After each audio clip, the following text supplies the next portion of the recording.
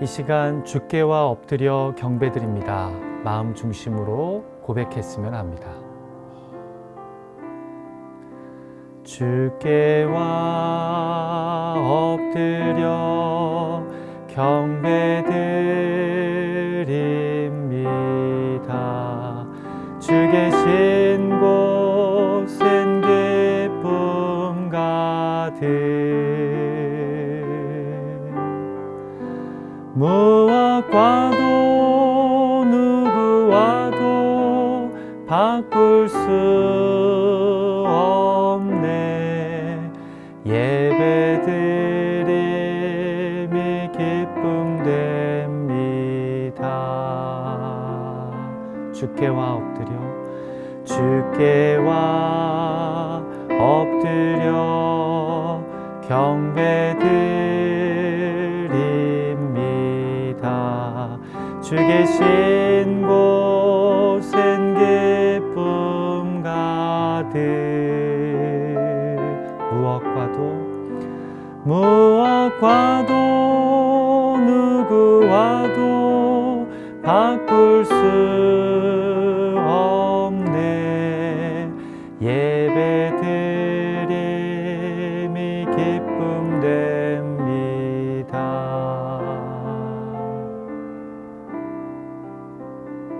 아멘. 우리가 이 시간 온라인 새벽 기도회를 시작하며 같이 기도하겠습니다. 그렇습니다, 주님. 이 세상에 무엇과도 바꿀 수 없는 분이 바로 우리 구주 예수 그리스도이신 줄 믿습니다.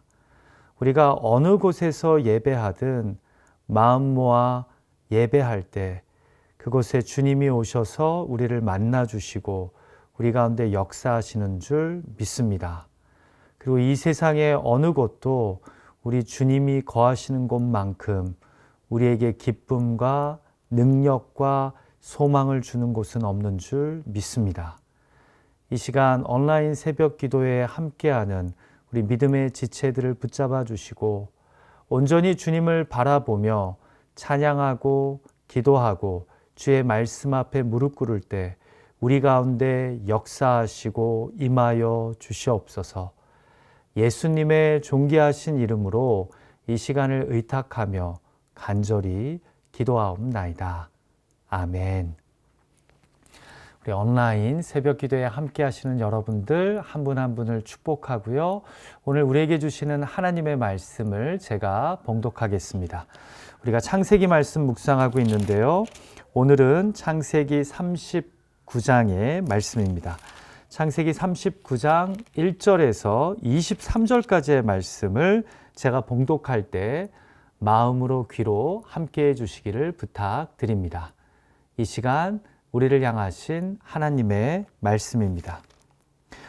요셉이 이끌려 애굽에 내려가매 바로의 신하 친위대장 애굽 사람 보디발이 그를 그리로 데려간 이스마엘 사람의 손에서 요셉을 산이라.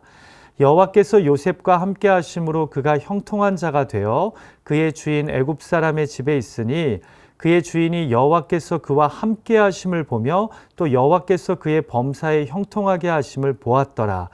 요셉이 그의 주인에게 은혜를 입어 섬김에 그가 요셉을 가정 총무로 삼고 자기의 소유를 다 그의 손에 위탁하니 그가 요셉에게 자기의 집과 그의 모든 소유물을 주관하게 한 때부터 여호와께서 요셉을 위하여 그 애굽 사람의 집에 복을 내리심으로 여호와의 복이 그의 집과 밭에 있는 모든 소유에 미친지라.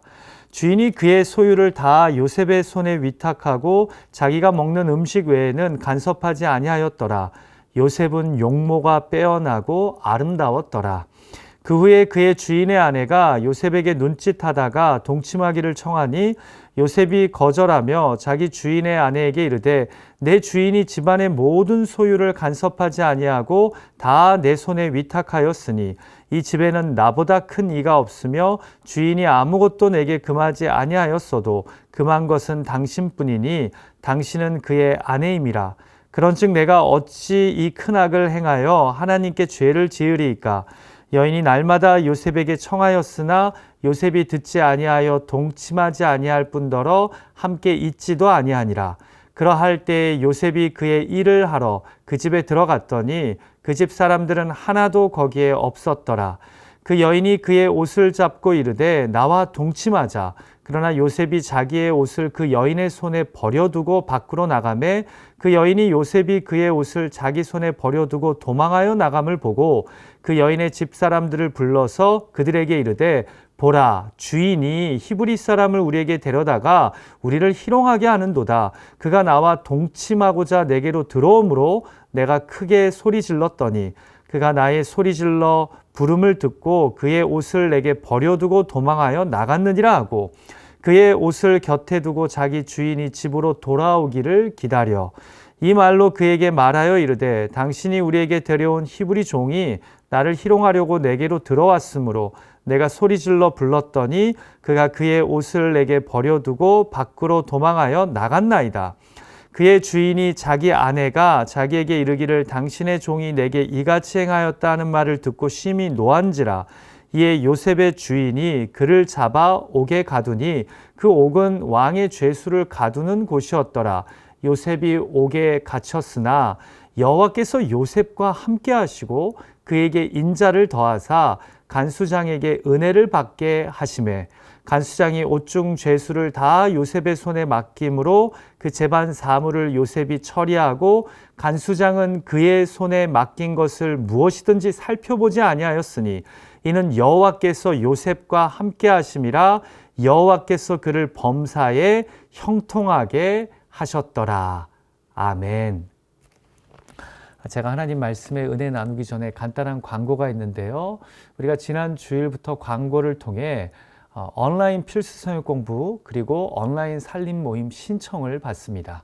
저희 교회 필수 과정 성경 공부는요, 참 알차게 잘 구성된 성경 공부입니다. 많은 분들이 신청해서 듣고서 자신의 신앙을 다지고 점검하는데 너무나 큰 유익이 있었다고 이야기하는 성경 공부인데요. 이번에 팬데믹을 맞아 저희가 금요일 저녁 7시 30분 그렇게 이 시간대에 필수 공부를 온라인으로 진행합니다. 우리 많은 분들의 참여를 부탁드리고요. 우리가 팬데믹의 시간을 지나가지만 그래도 말씀을 배우고 말씀의 그 믿음의 뿌리를 내리는 일들이 계속되었으면 합니다. 온라인 살림 모임 9월 둘째 주부터 개강하는데요. 우리 팬데믹 시간 지나면서 이전에 살림 모임 참석을 주저했던 분들도 이 기회에 온라인으로 진행될 이번 학기 살림 모임에 한번 참여하셔서 우리 교회가 팬데믹의 시간을 지나가며 더욱 군중들의 모임이 되어가는 것이 아니라 서로를 모르는 가운데 하나님을 신앙하는 자들이 아니라 온라인을 통해서라도 서로가 영적 가족 공동체임을 경험하는 그런 교회가 되었으면 좋겠습니다. 그래서 이 온라인 살림 모임에도 여러분들의 참여를 기다립니다. 자, 이제 창세기의 이야기는 다시 요셉의 이야기로 돌아갑니다. 어제 말씀드렸지만 37장에서 야곱의 족보 중에서도 특히 11번째 자녀인 요셉의 이야기로 시작되었다가 38장에서 갑자기 넷째 자녀 유다 이야기가 나옵니다. 분명 두 개의 다른 이야기이지만 하나님이 아브라함에게 하신 약속을 신실하게 성취하신다는 측면에서는 두 사람 다 동일한 메시지를 갖고 있습니다. 그리고 이제 39장은 다시 요셉의 이야기로 돌아갑니다. 자, 37장이 어떻게 끝이 났죠? 이스마엘 또는 미디안 상인들에게 팔린 요셉이 애굽에서 바로의 친위대장 보디발에게 팔린 것으로 끝이 났습니다. 오늘 본문은 어떻게 시작됩니까? 요셉이 보디발에게 팔린 것을 이야기하며 시작됩니다. 자연스럽게 37장이 39장과 연결되죠. 자, 그런데 보디발의 집에 노예로 팔려간 요셉에게서 어떤 일이 벌어집니까? 누구나 39장을 편하게 읽어보면 계속해서 반복 강조되는 표현을 하나 발견하게 될 것입니다. 그 반복되는 말씀이 바로 39장이 강조하여 알려주고자 하는 메시지 중 하나일 겁니다. 무슨 표현입니까? 여호와께서 요셉과 함께 하심으로입니다. 같이 본문 2절을 볼까요? 여호와께서 요셉과 함께 하심으로 그가 형통한 자가 되어 그의 주인 애굽 사람의 집에 있으니. 여러분 39장에서 이 여호와께서 요셉과 함께 하심으로 라는 표현이 총 몇 번 등장하는지 아십니까? 방금 읽은 2절 외에도 3절에 등장하고요. 뒤에 21절과 23절에 또 등장합니다. 그러니까 본문 이야기의 이 시작과 뒤에 의도적으로 강조되어 기록됩니다. 한마디로 요셉은 노예로 팔려가도 억울한 누명으로 감옥에 갇혀도 거기에 누가 함께 하신다는 겁니까? 여호와께서 함께 하신답니다. 자, 여러분 우리는요, 보통 하나님은 힘든 노예 생활이나 억울한 누명으로 갇힌 감옥에는 안 계신다고 생각합니다. 아니, 이렇게 생각하죠. 하나님이 나와 함께 하신다면 내가 이런 고생을 할 리가 없다. 자, 그런데 성경은 반대로 이렇게 이야기합니다. 고난의 현장에도 하나님은 나와 함께 하신다. 여러분, 우리가 7절부터 시작되는 요셉의 억울한 누명 이야기를 읽다 보면요, 마지막 20절에서 보디발이 아내의 말을 듣고 요셉을 감옥에 가두는 부분에서 붕괴하게 됩니다. 아이고, 사실은 아내가 유혹한 건데 이제 요셉은 어떡하나 억울해서.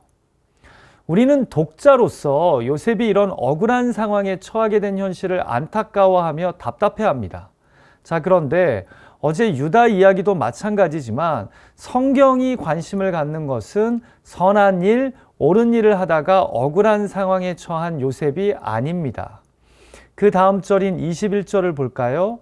여호와께서 요셉과 함께 하시고 그에게 인자를 더하사 간수장에게 은혜를 받게 하시매. 성경의 관심은 무엇입니까?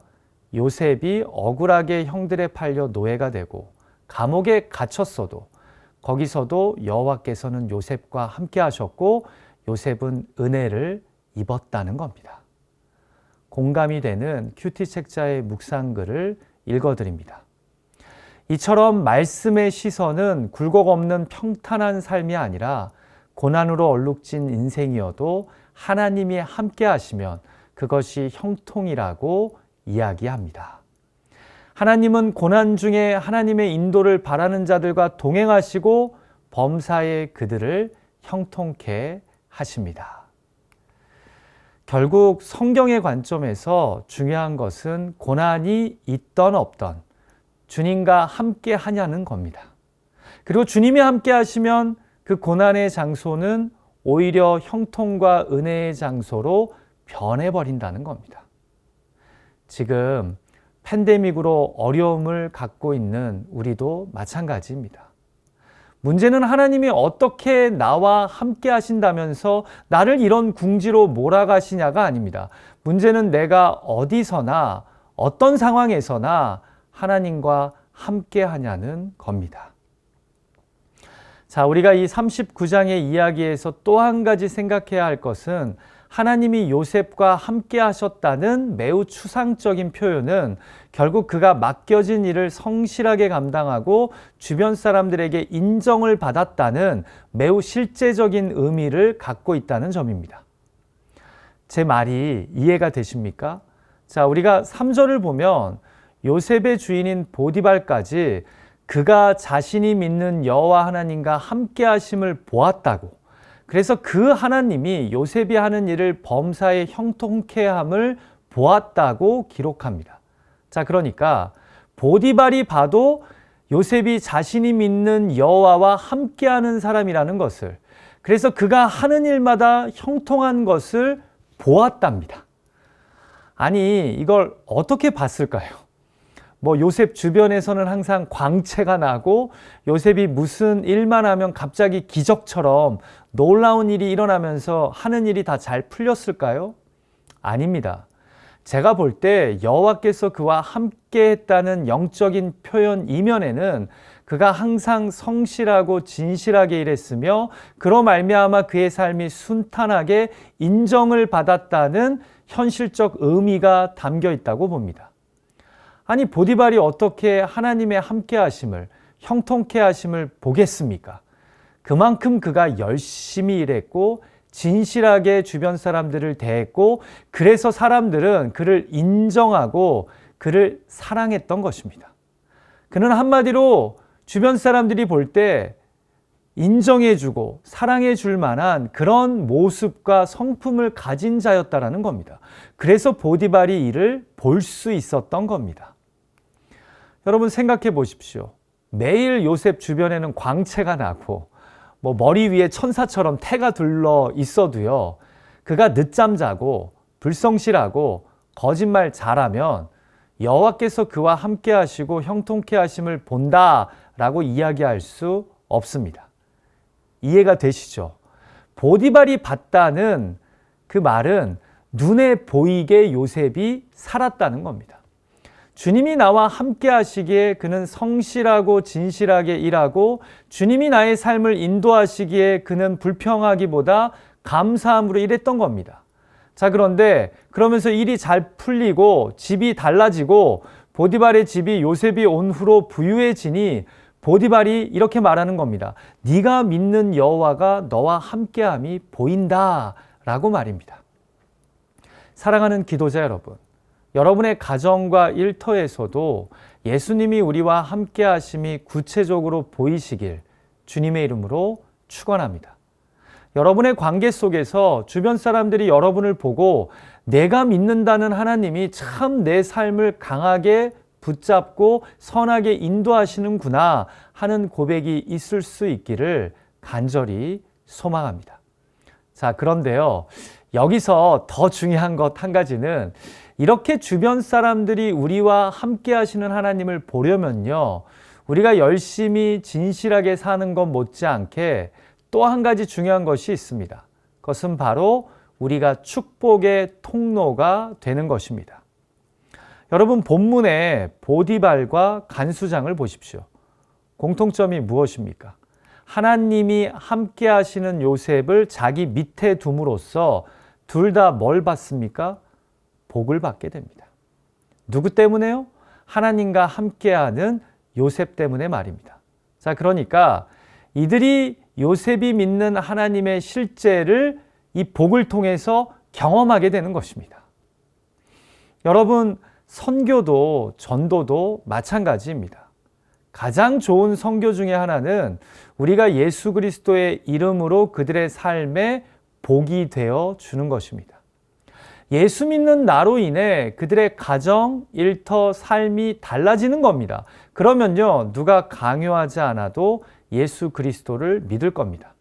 왜냐하면 예수 믿는 자로 인해 내 삶이 복을 받았기 때문입니다. 새로워졌기 때문입니다. 자, 그런데 여러분, 안타까운 상황은 뭔지 아십니까? 예수 믿는 사람들 때문에 내가 피해와 어려움을 겪는 겁니다. 지금 한국에서 교회 다닌다는 사람들 때문에 코로나가 확산돼서 믿지 않는 사람들이 어려움을 겪는 것과 유사합니다. 그래도 내 신앙 때문에 꼭 대면 예배 해야 합니까? 왜 요한복음 3장에서 예수님이 우물가의 여인에게 하나님은 영이시니 어디서나 신령과 진정으로 예배하는 자들을 찾으신다는 말씀을 우리는 이렇게나 소홀히 여기는 것일까요? 여러분, 요셉처럼 예수 믿는 사람들 때문에 믿지 않는 사람들이 복을 받아야 합니다. 그러면 전도는 저절로 됩니다. 오늘 이 아침 나의 가족과 친구 중에, 이웃 중에 불신자가 있다면 하나님, 나로 말미암아 그 사람이 복을 받게 해달라고, 그래서 하나님을 경외하고 예수 그리스도를 믿게 해달라고 기도하는 이 아침이 되었으면 합니다. 내가 축복의 통로가 되는 것이 바로 전도하는 것입니다.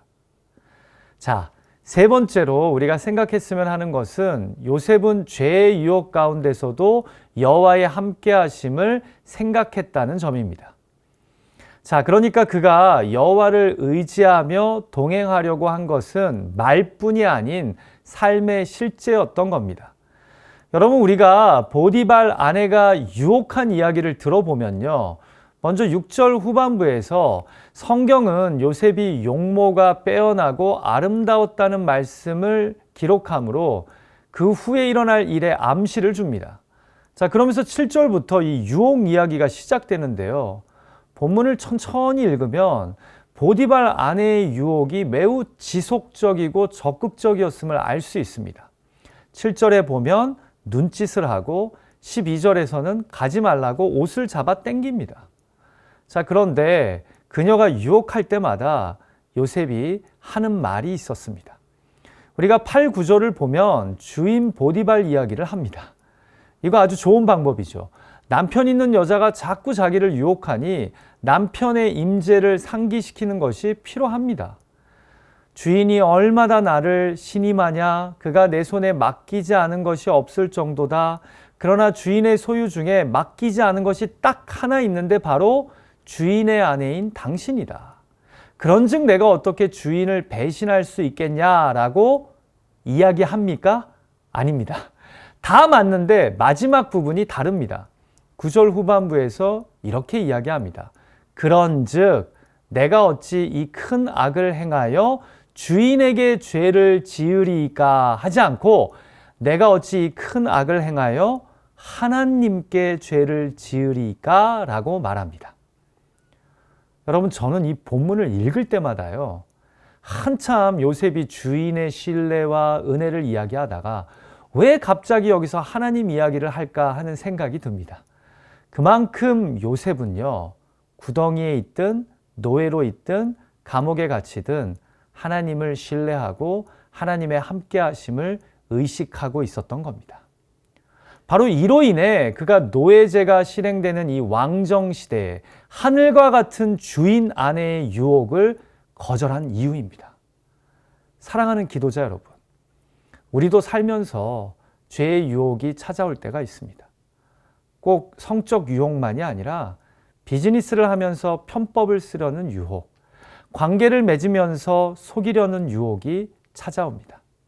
그럴 때마다 나를 지켜보고 계시는 하나님, 내가 죄에 넘어지는 것을 안타깝게 바라보고 계시는 하나님을 우리는 기억해야 합니다. 요셉은 그렇게 보디발보다, 다른 사람보다 하나님을 더 의식하고 있었습니다. 마지막으로 우리가 익히 잘 아는 이 39장의 말씀에서 제가 이야기하고 싶은 것은 바로 삶이 더 힘들어져도 여전히 하나님을 붙잡고 동행하려는 요셉의 모습입니다. 여러분, 형들에게 배신을 당해 구덩이에 갇힙니다. 이 경험만 해도 참 기가 막힌 인생이죠. 자, 그런데 가까스로 노예로 팔려간 곳에서 주인에게 인정을 받습니다. 그래서 보디발의 집에서 모든 가정의 행정을 관리하는 총무가 됩니다. 이제 좀 인정받는 거죠. 그런데 이제는 주인의 아내가 나를 유혹합니다. 이때 넘어가지 않고 하나님을 신앙하는 자로서, 주인의 충성된 종으로서 그는 바르게 대처했습니다. 그런데 남편은 아내 편이라고 결국 억울하게 그동안 쌓아놓은 신뢰를 다 잃어버리고 감옥에 갇힙니다. 여러분, 저 같으면 감옥에 가서 좀 하나님께 너무하다고 이야기할 것 같습니다. 그런데요, 아까 읽은 21절에도 나오지만 감옥에서도 여호와는 요셉과 함께 하시고 요셉은 감옥에서도 여호와를 바라봅니다. 삶은 계속해서 힘들어지지만 하나님과의 관계는 달라지지 않습니다. 저는 요셉의 이 쉽게 배신하지 않는 신앙, 쉽게 불평하지 않는 신앙이 참 귀합니다. 그는 실로 내 삶의 형편과 상황이 내가 하나님을 믿는다는 것과는 별개임을 삶으로 보여준 사람입니다.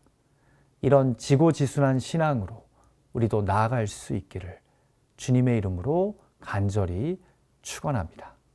우리 같이 기도할까요? 이 시간 주신 말씀을 가지고 기도할 때요, 먼저는 요즘 내 삶이 버겁든 가볍든, 아니 이전보다 더 힘들어지든 하나님과의 관계에 우선을 두고 삶을 헤쳐가는 믿음을 달라고, 이런 상황에서도 형통케 하는 은혜를 베풀어 달라고 우리도 요셉처럼 믿음으로 구합시다.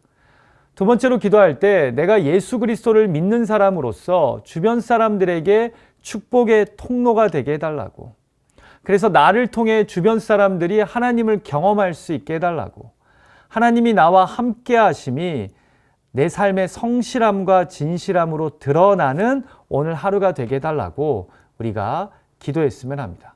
같이 두 가지 기도 제목으로 우리가 함께 마음 모아 각자의 자리에서 기도했으면 합니다. 하나님, 그렇습니다. 요셉은 삶이 계속해서 더 힘들어지는데, 억울해지는데 그래도 여호와 하나님과 동행합니다. 하나님도 그와 함께하기를 원하셨지만 요셉도 불평하고 원망하기보다 여호와 하나님을 잠잠히 바라보며 신뢰합니다. 그래서 그는 결국 그곳에서 축복의 통로가 됩니다. 그의 삶을 형통케 하시는 하나님의 은혜를 맛봅니다. 하나님 아버지, 우리들 중에는 이 팬데믹으로 인해 삶이 점점 더 어려워지는 자들이 있습니다. 그럼에도 요셉처럼 내 삶의 형편과 상황이 나아지든 나빠지든 하나님과 동행하는 믿음의 백성들 되게 하여 주시고, 그 하나님의 동행하심으로 말미암아 그 막힌 삶을 다시 형통케 하시고 합력하여 선을 이루시는 하나님의 은혜를, 그 요셉에게 임했던 하나님의 형통하심을 경험할 수 있는 우리 믿음의 가족들 되게 하여 주시옵소서. 하나님, 이 시간 간절히 기도합니다. 우리도 삶을 살아가면서 유혹의 현장에 서게 될 때 하나님의 임재를 기억하게 하여 주시옵소서. 그리고 하나님의 함께 하심으로 말미암아 주변 사람들에게 축복의 통로가 되게 하시고, 축복의 통로가 되므로 하나님의 살아계심을, 예수 그리스도의 복음을 주변 사람들에게 증거할 수 있는 우리 모두가 되게 하여 주시옵소서. 오 주님, 우리가 축복의 통로가 되어 이 힘든 팬데믹의 시간 속에서도 하나님의 살아계심을, 예수 그리스도의 십자가 구원의 복음을 전할 수 있는 우리 모두가 되게 하여 주시옵소서. 하나님 아버지, 참으로 감사합니다. 우리가 잘 안다고 생각했던 창세기 39장의 이 요셉 이야기를 통해 어렵고 힘든 삶의 현장을 지나가는 우리에게 소망이 되어 주시고 위로가 되어 주시고 능력이 되어 주심을 감사드립니다. 하나님, 요셉이 형들에게 배신당해 구덩이에 갇힙니다. 노예로 팔려가서 고생하다가 이제 좀 삶이 달라지나 했더니 억울한 누명으로 감옥에 갇힙니다.